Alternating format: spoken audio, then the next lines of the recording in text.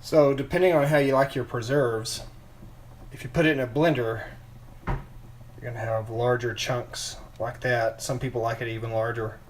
So I've got 4 cups here in the pan, and you can see the solids, but they're not huge chunks. That's why it's not preserved.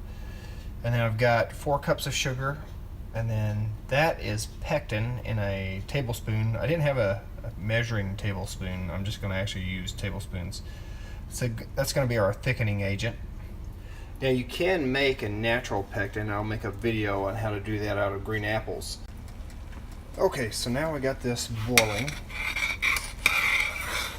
I'm actually going to turn it down a little bit. I don't want it to get too hot and candy, so turn it down to about medium heat. And I'm going to pour in little bits of this sugar at a time and stir that in until I get it all stirred in. Go ahead and put the rest of the pectin in, bring it to a boil for about 3 minutes after all the ingredients are mixed in, and then that'll be it. There's our peach jam. We got it canned, so now it's ready to be stored. I know that's an ugly top, but that's the only one I had left. I don't want to use brand new ones.